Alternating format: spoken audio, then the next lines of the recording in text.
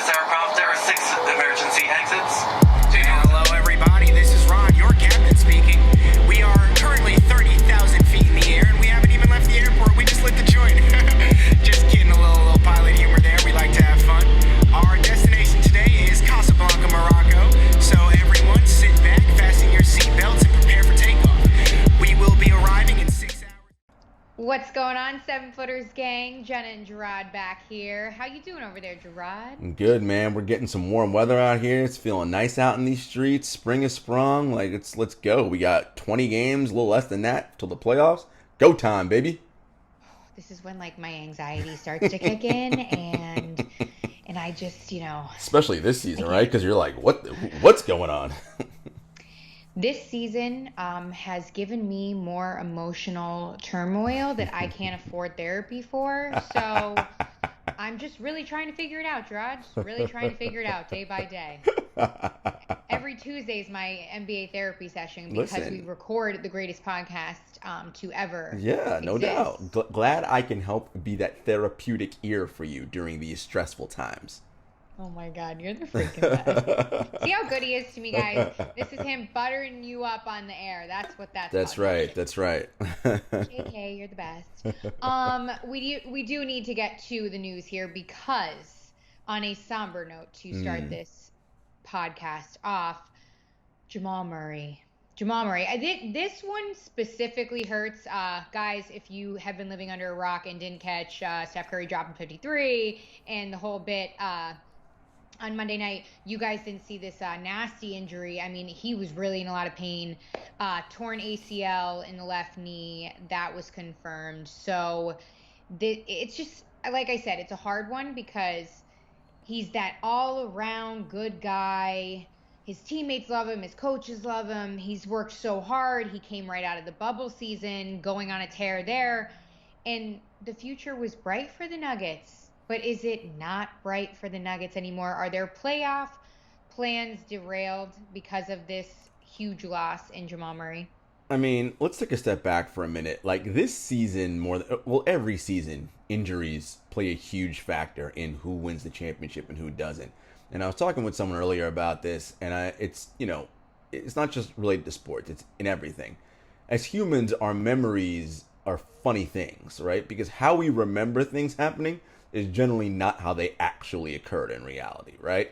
We look back at the KD Warriors and think of them as this unstoppable juggernaut that rocked everybody and, swept every series and just, they were an inevitability. And in actuality, we know that wasn't true, right? They were down 3-2 in the Western Conference Finals to the Houston Rockets, right? Chris Paul doesn't pull his hamstring. The Rockets win that series. And things look a lot different, right? And so I say all that to say, it's these little things and the margins are so thin. I say it all the time, but these things matter. And for the Nuggets, their championship and deep playoff run aspirations took a severe hit. Now, of course, they still have Nikola Jokic, the leading MVP candidate right now, Michael Porter Jr. and Aaron Gordon. And, they're bench guys who've been playing well. But, make no mistake about it. Jamal Murray is their second best player. No team can lose their second best player and think they're going to win a title. That is not how this game works.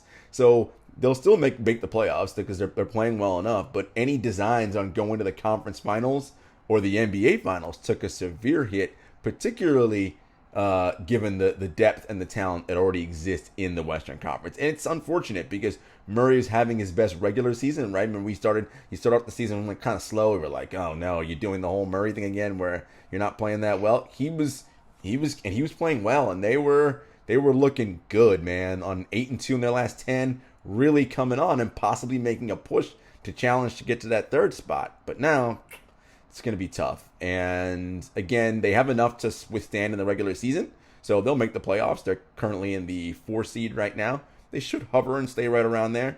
But any ideas of Western Conference Finals and NBA Finals took a real hit. And it's unfortunate because Murray was playing really well. The good news is it's an ACL, and if any injuries are good news, we've advanced so much with modern medicine and technology that isn't the death sentence it once was, right? He should be able to come back and rehab and be just fine. Right. It's not the Achilles, and I am no doctor by any means, or the Achilles. What I'm saying about the Achilles, though, that is the dreaded injury, Right. of course, and it used to be up there with the ACL. But like you said, modern medicine and things like that. However, losing Jamal Murray, he's averaging what, 21 points, 4.8 assists, 4 rebounds. Huge offensive loss there, and He's their big shot maker, right? Like we know it. Like exactly. So who is going to be the person that you believe kind of needs to step up now and fill that role, fill those shoes, fill that big offensive hole that they're going to now have? Because if we think about it, Murray's getting what, 16 shots off, and who's going to take those shots now? Well, I'll tell you one player who certainly isn't shy about taking shots, and that is our good friend Michael Porter Jr. He will be happy to take a lot of those shots. And, Michael Porter Jr. is a skilled offensive player. So, he will happily pick up some slack. Aaron Gordon will pick up some slack. But it's less about who's going to take up those shots, because they'll find guys to do it. It's more about the dynamism that Murray provides on the floor that they're going to miss, that they don't have now, right? Like that's the issue that they're struggling with. And there really is no one at this stage. They can't pick up anybody, or they're not gonna bring anybody in or find anybody on the bench who's going to, all right, you're gonna play that role. That's not what it is. So it is unfortunate, right? So the rest of the guys on the floor, yes, they can pick up the scoring load, sure, but it isn't so much about that as much as it is Murray and Jokic. That powerful pick and roll combination. Well, that's not it anymore, right? Like, and I always talk about institutional knowledge, Jenna, right? Murray and Jokic have been together for 4 seasons now. They know each other so well. Like, came in around the same time. Like, they have those playoff battles and that level of familiarity they've built up through being terrible as young guys together, making their first play. Right? Well, you can't replicate that. Like, who's gonna now do that? There's nobody. So that is what they're going to miss, and it's really unfortunate for Denver. It's super unfortunate for Denver because we always talk about that relationship with Murray and Jokic. So, not to mention, again, like I said before, he's so well respected by his teammates, his coaches. He is the voice of that team. He is the energy that drives them on the floor. I mean, Malone was talking after the game how he, the mood in the locker room was down, of course. I mean, after watching that, it was a very graphic reaction, rightfully so. And before we move on, now it's to the recovery process. He hasn't spoken out yet, but that's a usual 9 to 12 month recovery process, and that takes us well into the next season. So that's worrisome in its own. Mm-hmm. So it's we do this thing in this sport where we determine and define players' characters based on winning titles. And I always say it's even though ultimately it's zero sum in terms of championships, there can only be one champion. That is not how you define overall like how good a player is, right? And the ways in which, like, Chris Paul is a perfect example of that. There isn't a person alive who watches basketball who thinks Chris Paul is soft, who thinks he's not a winner, who thinks anything negative about Chris Paul in that way. He's been to 1 conference finals in his entire career. The great Chris Paul, crazy? The point god. And my point that I'm saying is it's hard to do this shit, okay? Like, really hard.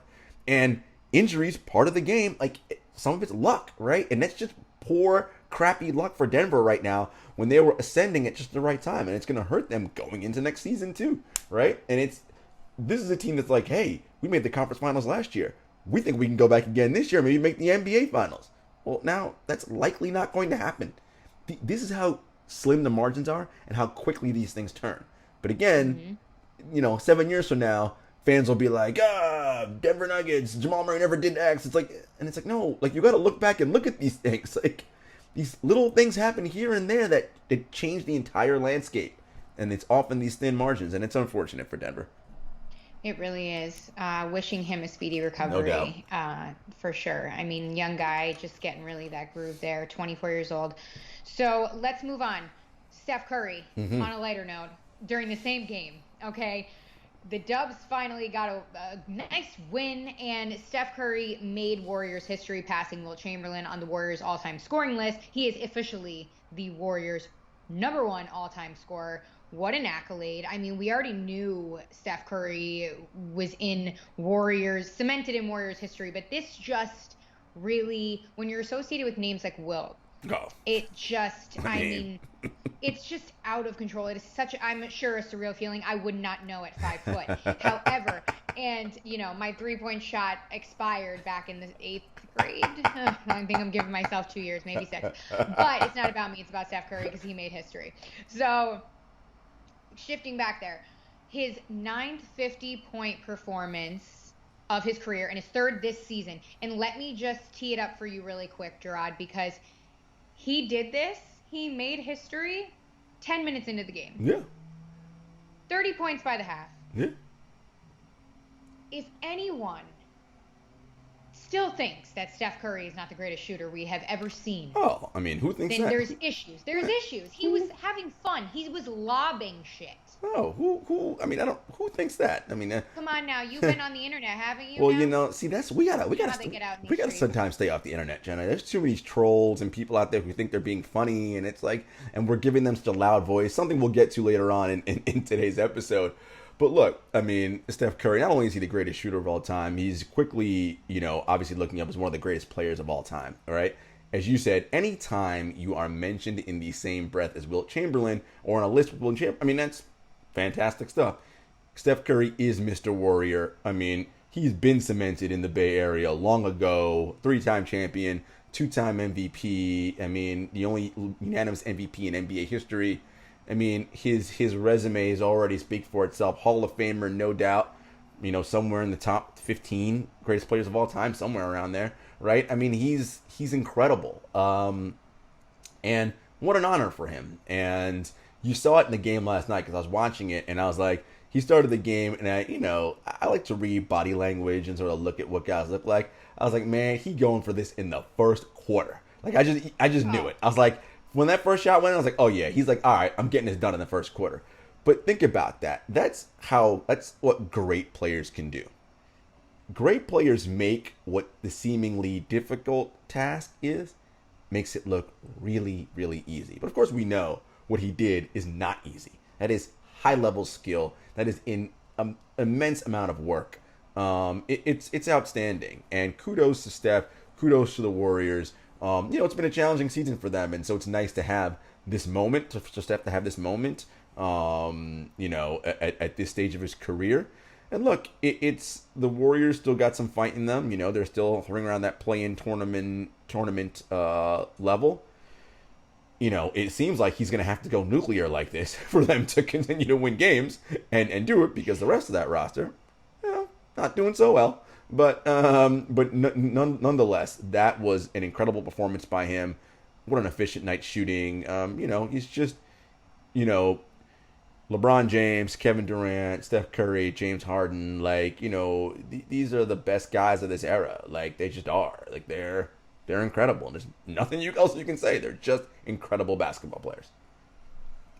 Out of control. I mean, just so good. So good. Andre Iguodala tweeted after that Steph is a god.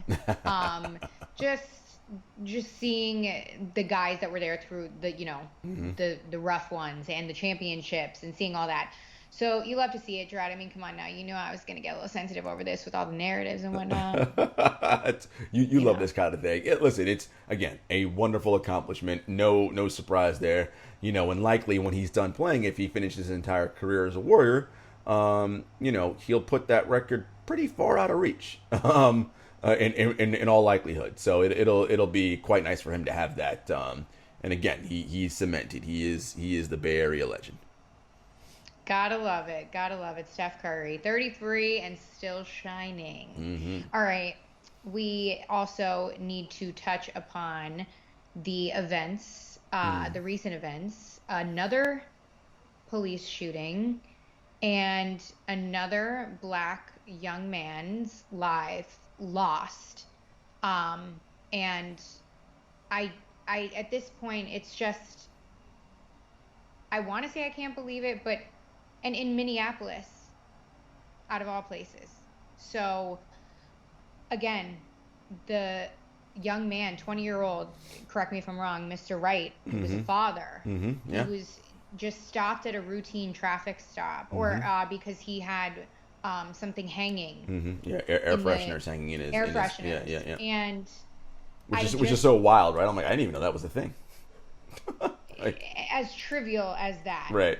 at this point. Yeah, and it's just, I just don't get it at this point. I mean, nothing ever makes sense. All the details never add up, and still it continues to happen. I can go on forever, but just awful what's going on in this country still at the hand of police officers and police brutality and corrupt police forces. So, per usual, the sports community and athletes banded together to use their voices, speak out like they continue to do, and continue to propel this conversation and, fight against social injustice and police brutality. And the NBA, MLB, and in NHL leagues all postponed their Monday games in Indianapolis. And obviously, they'll be playing those games on a different timetable because of the postponements. But again, out of respect for the tragic events. And again, what is your take on this, Jarod? What do you know? I mean, what do you have to say? It's more of the same. I mean, this sort of behavior has been going on since the inception of this country. Like, this is not new. None of this stuff is new. And at this stage, no one should be seeing this and should be surprised or shocked or, this is the reality of the country that we live in, right? When a country was founded on a system of slavery and inequality and racism, right? Because those are the things that this country was built upon. What do you think? That just because, Abraham Lincoln says, okay, Emancipation Proclamation, cool. Martin Luther King, Malcolm X, and civil rights leaders do their thing and get civil rights passed. All right, life is great. Like, no. It's woven into the very fiber and fabric of whom we are. And it's so interesting whenever you see on Twitter and different social media platforms, this is not who we are, America. I'm like, no, this is exactly who we are, America. Exactly who we are. Because if we were not this, these would be isolated incidents. And in fact, they are not isolated because they happen all the time. And think about all the incidents that you don't hear about, right? Because let's be clear, people. There are ones that don't get media attention. Plenty of them. As it relates to sports, the sport that we cover, the Nets were going to play the Timberwolves on Monday night. Obviously, that game got postponed. They actually just played it this afternoon at the time we're recording this podcast, and the Nets did end up winning that game. And Steve Nash talked about it in his pregame comments, saying, playing, not playing. He's just like, at some point, all of this is senseless. It's like basketball. Like, who cares? I mean, a young baby does not have a father. A partner no longer has their partner. A mother and a father lost a son. Like, it's just the humanity of people. That's what we're talking about here. You have agents of the state, which are the police, who are, their job and their duty is to serve and protect, yet they are not doing it. They are killing citizens, literally, open out in the street, and then using excuses like, oh, I thought it was my taser, or whatever other such nonsense. And it's like, yo, that ain't it, people. That is not it. And, we are a long way away from any kind of meaningful change. How and when or that will happen, I wish I had answers. I don't. Okay? I really don't. And it's just unfortunate. And, there comes a point in time where the ways in which things get changed, it isn't about gradual, right? It's about literally immediate and by force and by any means necessary. There comes a point where that happens, right? And I don't know when that's going to be. Who knows? But that is where this continues to happen. That's where we're ultimately headed, right? And you mentioned Minnesota, the state where this happened. Obviously, currently going on right now, the Derek Chauvin trial is happening in Minneapolis, where Derek Chauvin, the police officer who kneeled on George Floyd's neck last summer, and that spurred on so much activism over this past summer in 2020. And for this to happen in Brooklyn Center, Minnesota, not too far from Minneapolis, it's like, again, more of the same, Jenna. It's just more of the same. And, sports should not be the leading voice on this, right? I mean, this needs to happen by all the people that we elect and put into power, all right? This is literally their jobs, right? To prevent these things from happening, and they're not. And it's beyond unfortunate. It really is. And again, players continue to speak out. The leagues continue to take actions, especially the NBA. I like to place emphasis on that, not because this is a basketball podcast, but because it is obvious that they have done, in my opinion, the most out of all leagues to, combat this. Along with the WNBA. Yes. So, yeah, it's just very unfortunate. I mean, this is just, you feel like you get to a point and then you're like, oh, yeah, okay, let's take a billion steps back. Oh, that's the history of this country. An inch forward, a million steps backwards. It's, childish, as Greg Popovich put it, to say the least. Mm-hmm. Let's move on here to a little bit of a different path. And let's talk about contenders in the league. Mm-hmm. Let's kick things off with the East because it's quite obvious. I hope that everybody knows there are 3 top contenders in the East fighting for the top seed, which will give home court advantage during the East playoffs, of course, which is crucial for teams like the Philadelphia 76ers, who thrive at home, and that is in the record books, that is in the statistics, it is well documented. And then, of course, we have the dominant Brooklyn Nets, who are basically just Captain America and co. And then you have the Milwaukee Bucks, who are without their star, Giannis Antetokounmpo, right now, with no timeline to return due to, what is that, knee soreness? Yeah, mm-hmm. Yes. So let's talk about contenders, Jarod. Like we mentioned in the beginning of this episode, there is a few short weeks left in the NBA regular season. 20 games, I think we said it was. Mm-hmm. So let's see what's cooking in the East. What do you got? Tell me, what's going on?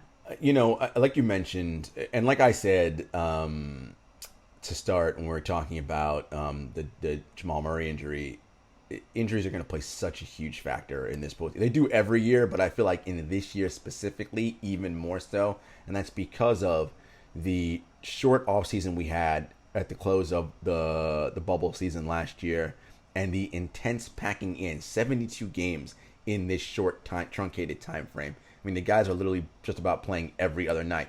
And let us not forget, there are a variety of COVID games that were postponed that need to get made up at some point, right? So there's also those. It's a lot. And right now, I'll start with Brooklyn.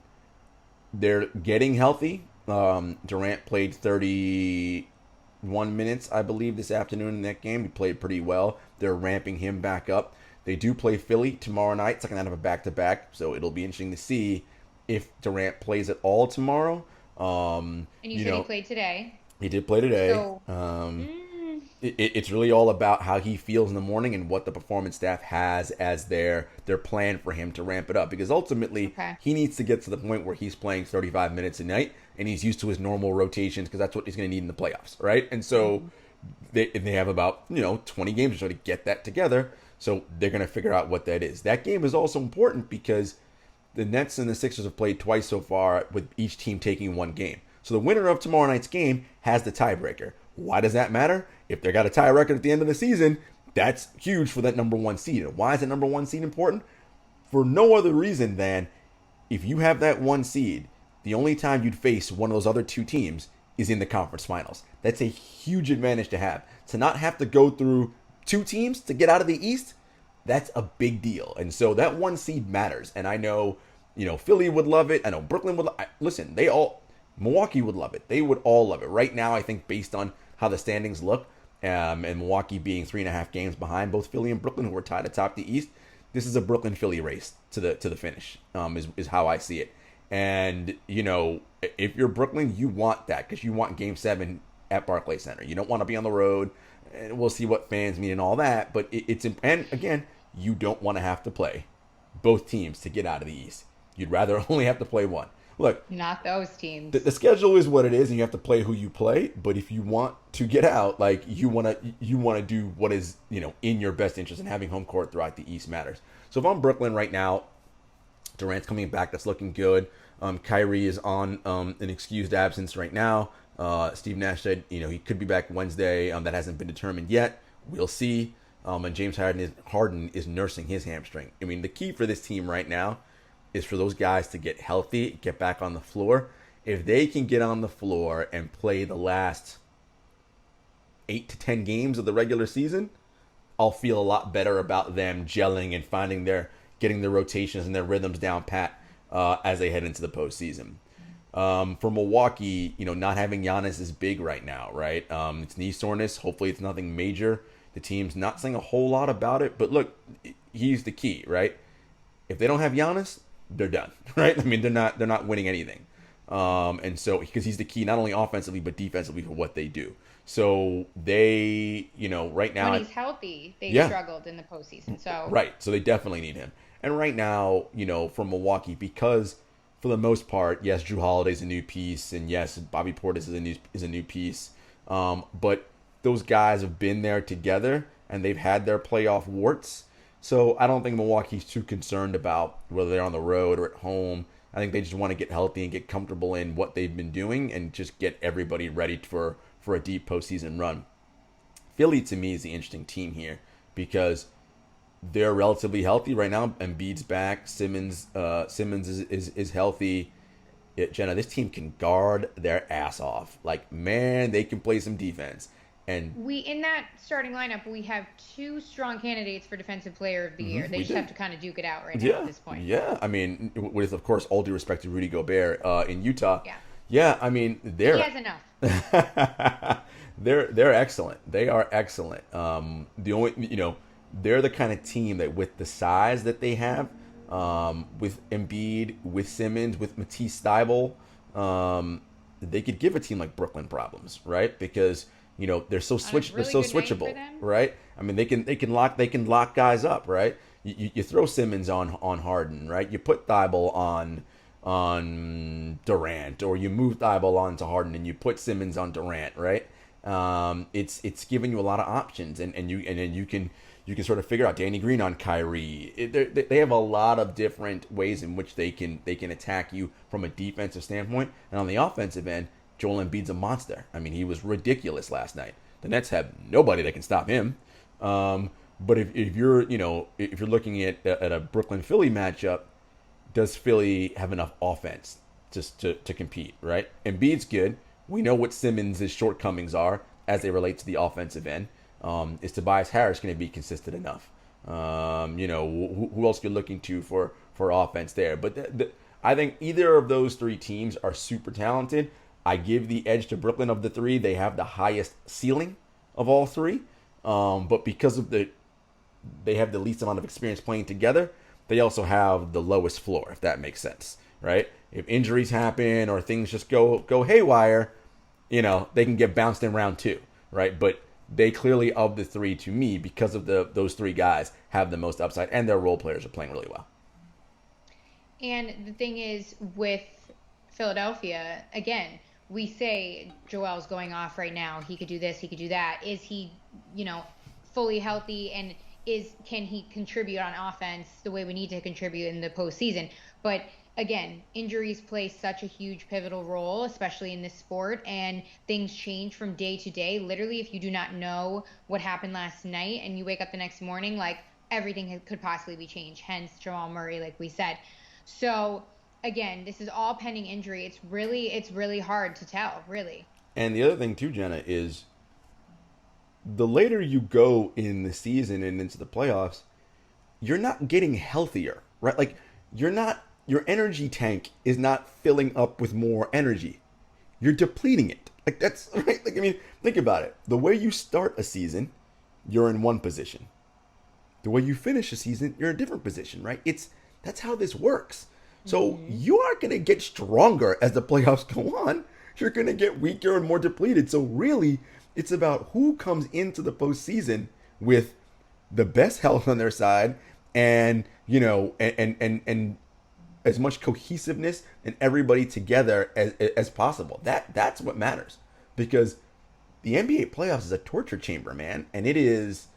We see it every year. It is stressful basketball, physically and mentally, because you don't have those nights where you get to play Orlando or Cleveland, right, or whomever. No. It's good teams every night now, right? Not only that, teams who we know all your moves. We know what your sets are going to run. We know your count, right?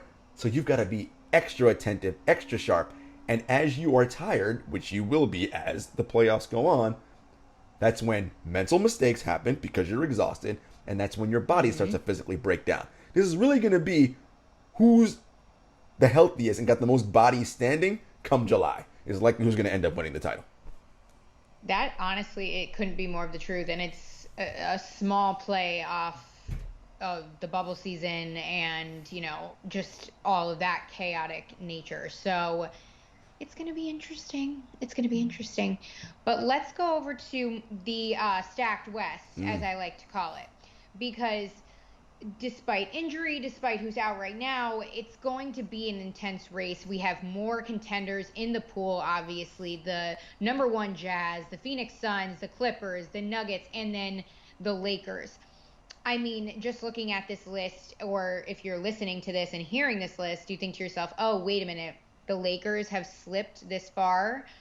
We still have LeBron James out. We still have Anthony Davis out, hopefully nearing return in the next short couple weeks, hopefully. But should Lakers fans, I know I asked this last episode, but I'm going to ask it again since we're talking about these specific contenders. Should they be worried at this point? Time is only dwindling down. They should be worried from the standpoint of, and it's the same with every team. Everyone's assuming that once AD and LeBron come back, they're just 100% healthy and everything's good. We don't know that. Maybe they will be, but we have no idea what that's going to be. Number one, everything is if healthy, right? If healthy, are they the best team in the Western Conference? For sure. We don't know, and not only that, and I know, there is no substitute or replication for NBA basketball than NBA basketball, right? Like, that's if you've been off for a lengthy amount of time, it takes some time to ramp yourself back up. Not just from a cardiovascular standpoint, from just a rhythm of playing basketball standpoint, right? Like, that takes time. And we're already talking about how time is of the essence, right? We've got about 4 weeks left, right? Playoffs are about a month away. And so, LeBron is at least a couple weeks away before he's back. Anthony Davis will be reevaluated when the Lakers come back to LA when they finish this road trip they're on, and they'll see where he's at. Laker fans are excited because they had that big blowout win over the Nets on Saturday with none of their stars. And it's like, okay, you can be happy about that because you do know your team plays defense and you're scrappy. And that's the one thing that travels, right? Defense travels no matter what. If your shot's not falling, none of that matters. If you can guard, you're always in a chance to be in every game. That is 1,000% true. But you ain't winning no title without LeBron and AD. I don't care how good you guys play defense. No. You're not winning the title without those two guys. And without those two guys being healthy and playing well. And again, particularly with the Anthony Davis injury, because that one seems the most shrouded in mystery, we don't know. What? Who knows? Who knows? I know. That's a worrisome one. The only thing the only silver lining I see in this for my king, is that he's had some time to rest his king body and get ready for the postseason. Because if you think about it, in past seasons, aka the bubble, especially. Mm-hmm. He's had to play so hard all the time throughout the regular season, straight into the postseason, whole postseason, and just basically, just gas himself at this point. Yeah. So I feel like he's had some rest. He's probably having a couple cigars, some red, vino, and we're gonna be all right in these streets. Just a high ankle sprain, he's gonna be all right. Everything that he paid for his body, that thing is probably bionic. Well, now. We talked about how injuries and the margins are so thin. We talked about the Nuggets and Jamal Murray going down. Let's just say the standings are where they are now, and they hold up throughout. This is so interesting because the Lakers are in 5th and the Nuggets are in 4th. This would be a first-round matchup, right? The 4-5 matchup. How much easier is this series for the Lakers without Jamal Murray? Right? Like, this is a much easier series. Again, everybody can be like, doesn't matter, the Lakers beat them in the conference finals last year. Yep, that was last year. This is this year, right? Like, LeBron and AD coming off injury, right, and having to play a Nuggets team that would have been fully loaded and on a roll as they have been, that would have been a much more precarious task in round 1 than it would be now without Jamal Murray, right? Very good point. That's very good point. These are the little things that things turn on, right? It's like, ooh, so maybe the Lakers might have taken 7 games to beat the Nuggets in round 1. Now, they might win in 5. Ooh, what does that extra rest do? What particularly if the Jazz, they go longer than expected in their round 1 or what have you? It's just so, this stuff is so fascinating. In the West, we talked about the East, how seeding is so important, right? In the East, you want that 1, so you'd only have to play one of the big 3 teams. In the West, it don't matter. You're gonna have to beat two of these teams to get out. It's just the way it's. You're gonna have to beat 2 of them. So listen, is what it is. We talked about the Nuggets. Look, the Clippers are quietly, in my mind, Jenna, kind of sneaking under the radar.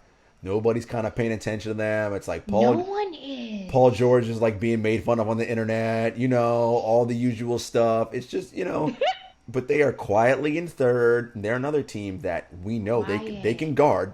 Paul George, by the way, having another excellent season. Now, I realize for him it's going to be about the postseason, right? That's what everybody's going to want to judge him on. What's he going to do in the postseason? How does Rondo help them? But this is a team that's kind of quietly playing pretty well. So I like the Clippers, and they're a team that if you're the Phoenix Suns and you got to play the Clippers in round 2, it's like, I don't know if we like that matchup just because of that wing size. Because again, with Kawhi and Paul George on the wing, that's just tough to handle. Go ahead. What'd you say? Go ahead. I was just saying, me. I was just thinking, the Suns and the Clippers, and then the matchup between Rondo and Chris Paul. Oh, Lord. You know how I get? I know. You and your narratives and stories. The Suns are so interesting to me because they're quietly, second best team in the league, at least record-wise they are. Can you believe it? They are top 6 in both offense and defense. Let me look this up right now. Pretty sure it's top 6. They're high in that ISO defense. They're excellent. Yeah, let me pull up my trusty dunks and threes. Yeah, man. They're number 3. They're number 7 in offensive rating, number 5 in defensive rating. Yeah, look, they're top 10 in both offense and defense, just like the Utah Jazz, and just like the LA Clippers. Look,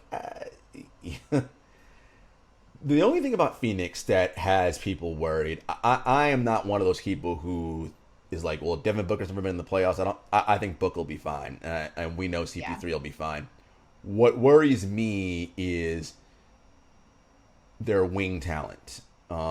It's just Bridges, who I like a lot, but he's a young player, and Jay Crowder, who's a vet, but and Cam Johnson. They have some nice pieces, and Ayton is also young, so I like their guys, but Ayton, Bridges a little less so, but he's still young, and Bridges and Johnson, those guys, they lean on them a lot in the regular season.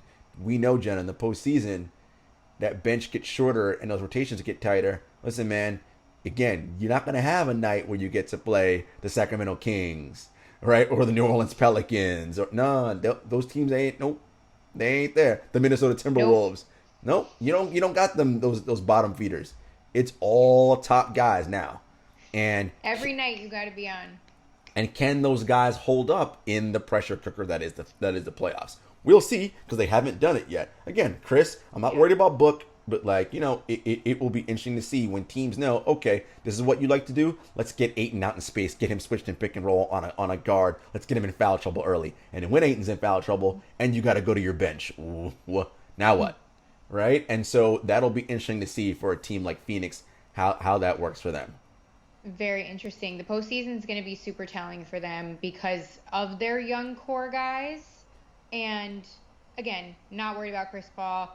Not worried about Booker because he's practicing at home with Kylie Jenner getting shots up. So that's okay. He's getting his extra reps in. But yeah, that young core that they have, it's going to be super telling. It's going to be super interesting. But if there's anything that Phoenix proves, it's their will to win, their fight, their ruggedness. And I mean, once you get Book and CP3 cooking, I mean, what if Book comes out and like drops 50 one night? Listen, I mean, those tend to happen less in the playoffs just because of the nature of those. But listen, again, I'm not worried about Book. I think Book will be fine. It's the others, right? It's when, again, when you're playing the same team in a 7-game series. One of the things about the regular season to the playoffs, why people always say, or why people like us always say, guys, the game is so different, but to a casual fan, they may not understand what that is. In a regular season, when you're playing this many games, these guys, look, they're not going deep into the scouting report. Like, they're just trying to keep themselves upright and healthy because this is a lot of basketball to play in a truncated amount of time. But in the playoffs, where there are no back-to-backs, and it is the same team every night in a series, you are much more locked in and you're watching much more video and you're making many more adjustments, right? Mm-hmm. And so that's what we say when we mean it's different basketball, right? So on a night where you're like, all right, guys, we don't have it in the regular season, let's live to fight another day. That there ain't no live to fight another day in the postseason. You're grinding every possession and you're taking away their strengths. You're forcing them into their tertiary and fourth options, which most teams don't want to go to, right? So how do you adjust when that's the deal? Again, because you're not playing Minnesota and New Orleans in the bottoms of the league. No, you're playing all the good teams now. How are you going to react when you're playing the good teams? And the bottom of the West still got good teams. If you're Phoenix, you might have to play the Mavs in round 1. I mean, Luka Doncic and Kristaps Porzingis, that's not we'll win that easy. Nah, I don't think so, my friends. Like, Luka will win 2 games by himself, most likely, right? And so now what? And so that's the challenge of the postseason. So it'll be interesting. Dang, the competition, it's so different how the conferences are so different. But we got to talk about the Jazz for a second here because they worry me and then they don't, because we know that they don't have a lot of luck in the postseason, but I feel as though Donovan Mitchell is just due. He's due for it. There's been the largest chip on his shoulder. I mean, the poor kid's going to get a dip soon, like literally. But, talk to me about their offensive struggles, because it's up and down. So is Donovan Mitchell, but he's managed to turn it out. Look, Utah has been the best team this regular season from beginning to end. They are number 3 in adjusted offensive rating, number 3 in adjusted defensive rating, and they are number 1 in net rating by a full 3.5 points. They are that good. They're excellent. Again, in the regular season. Now, to be fair, they're also beating good teams as well.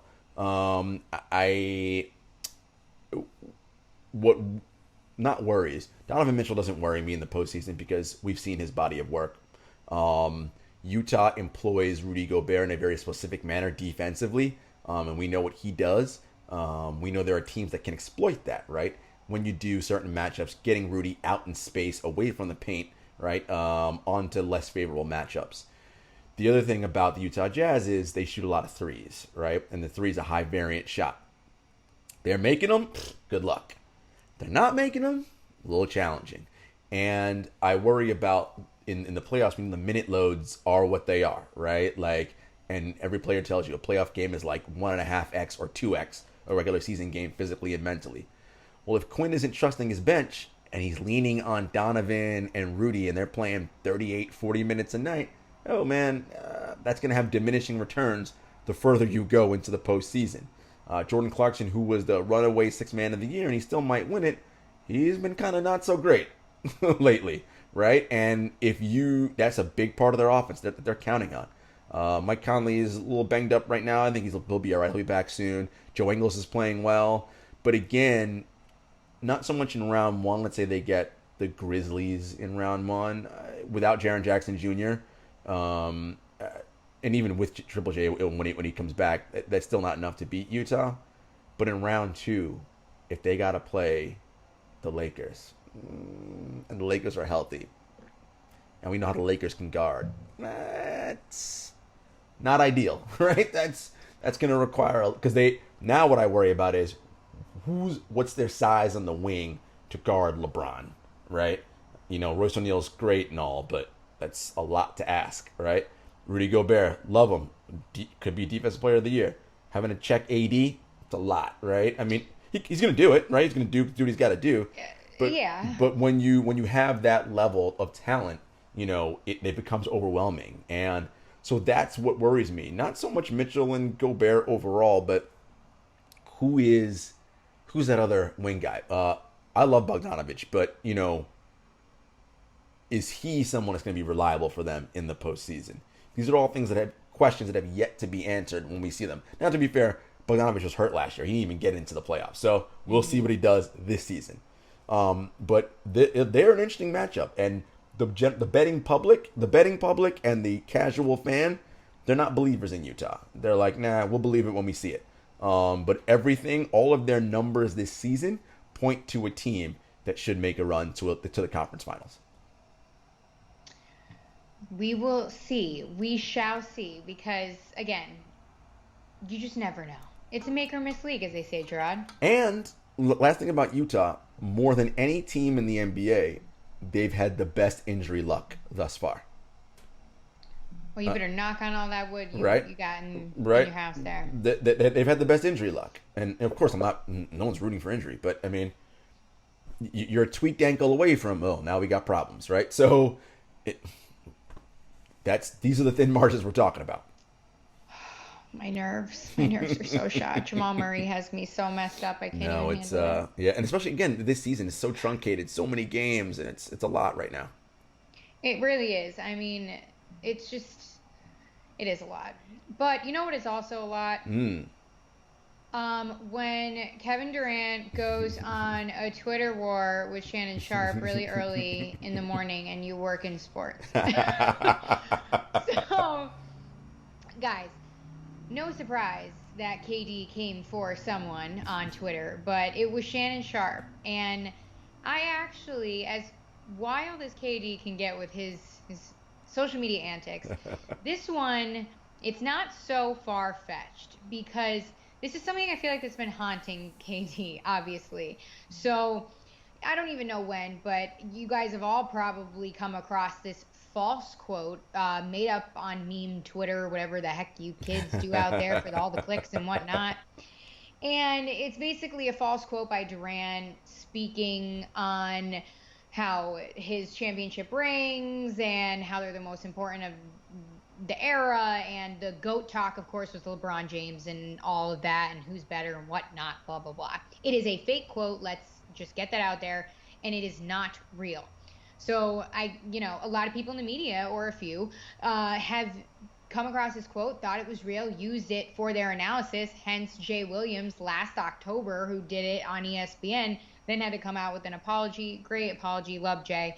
But Shannon Sharp did it again, same quote, on Monday on Undisputed on FS1, and kind of, everybody knows Shannon Sharp loves LeBron James. I do as well. But he just, he Shannon Sharped the hell out of this quote, and it wasn't even real.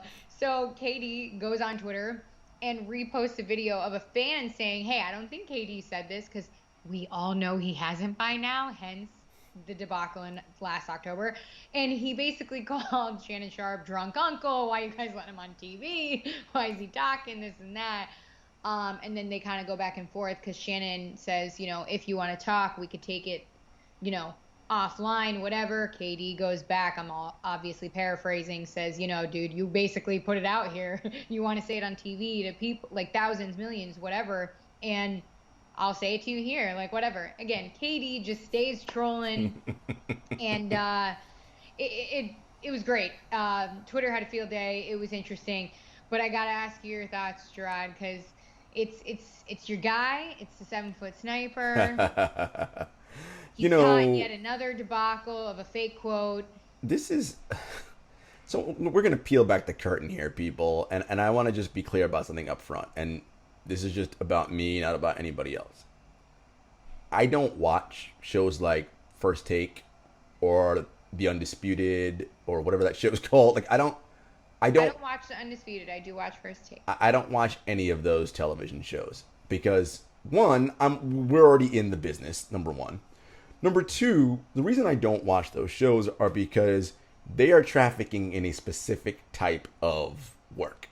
And that work is social media entertainment. Like that is what they do when they come on. Nothing they do is about actual insight, real analysis, or anything of that nature. And it's a game they play. And you know the game because you'll see, and again, I don't watch the shows, but you'll see clips come across on social and like people like yelling or whatever. And that's the whole point. That's what they want. On Monday, Stephen A. Smith may say something like, Kyrie Irving is the most ridiculous player of all time. He's so talented. He's the most talented player I've ever seen. Right? Loving Kyrie, greatest thing of all time. That's on Monday. On Tuesday, Stephen A. Smith will come on TV again. Kyrie Irving takes all these unexcused absences. He should give money back. This guy can't be counted on. You see what I did? I went a complete 180. Yesterday, I said this. Today, I'm saying the complete opposite end of the spectrum. And why do I do that? Because when those clips get cut and put on social media, it becomes a firestorm. Everyone's retweeting, quote tweeting, you don't know. And they love it, right? And that is what these people traffic in. Yes.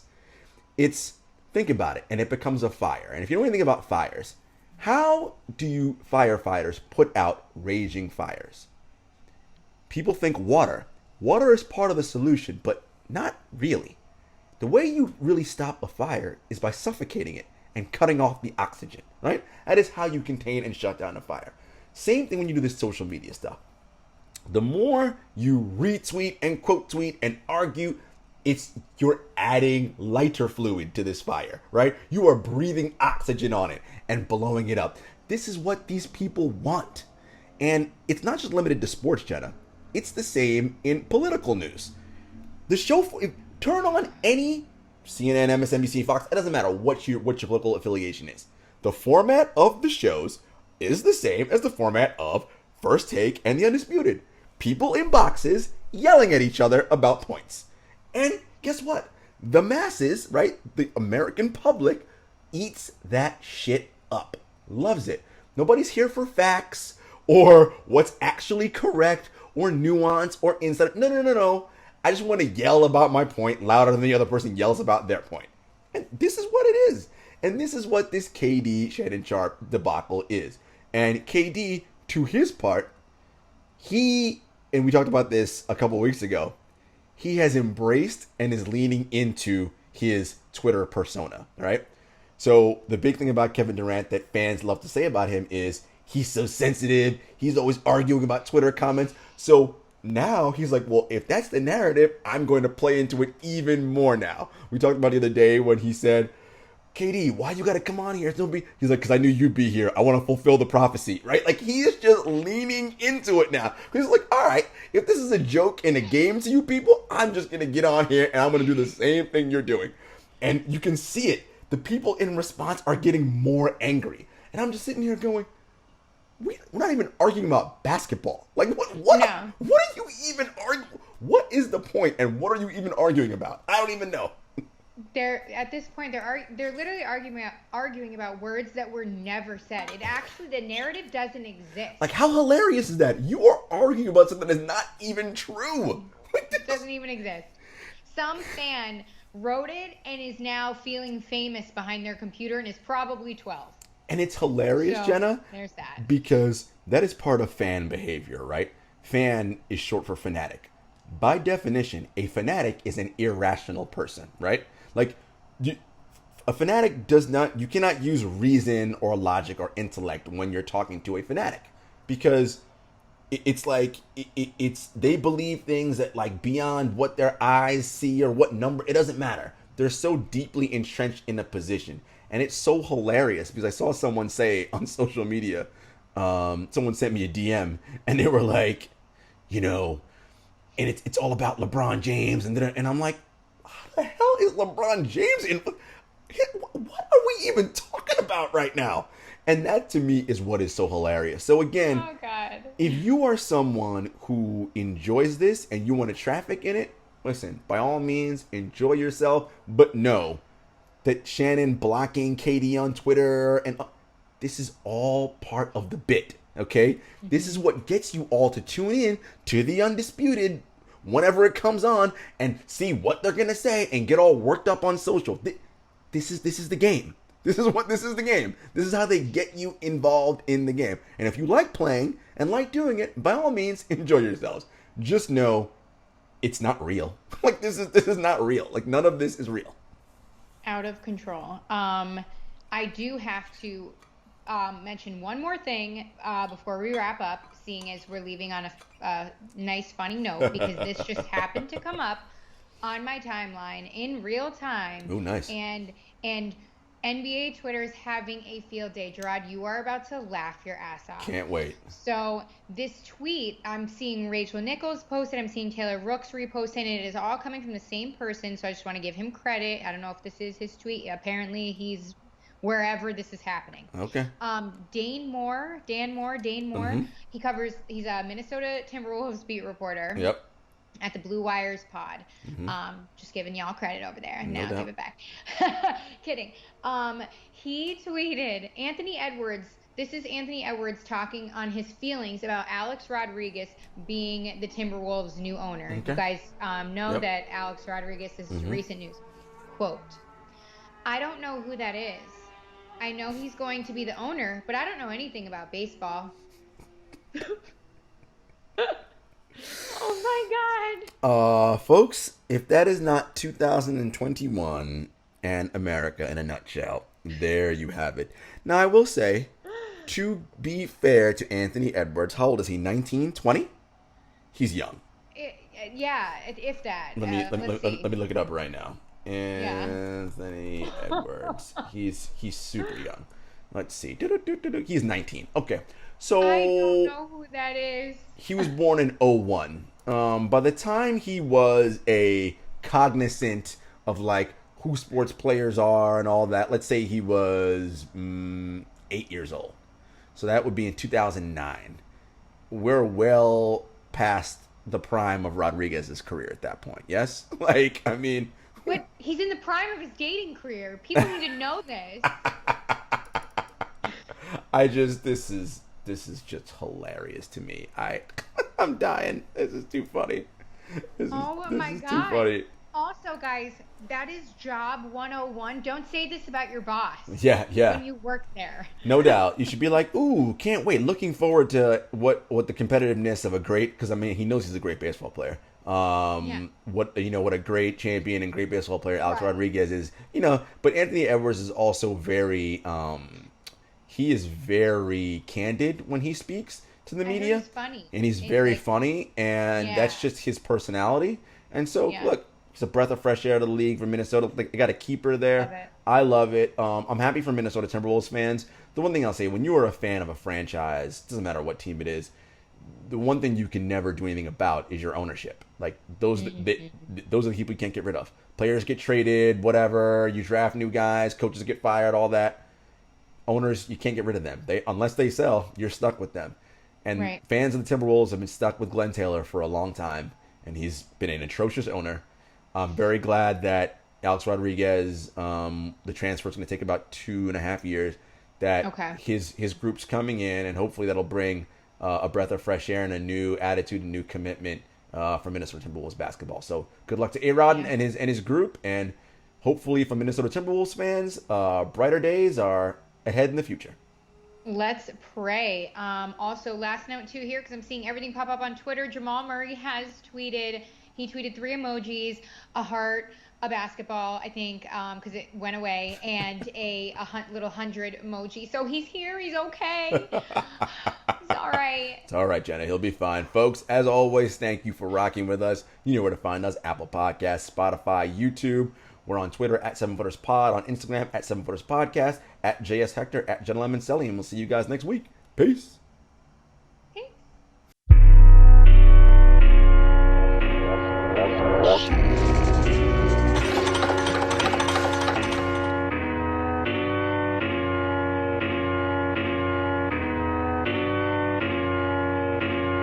Spent a couple years out here with these raps, trying to have a plan that we made come true. Applied to some jobs, but I ain't hit back. I don't wanna trap, what's a man gon' do? Chevy told me come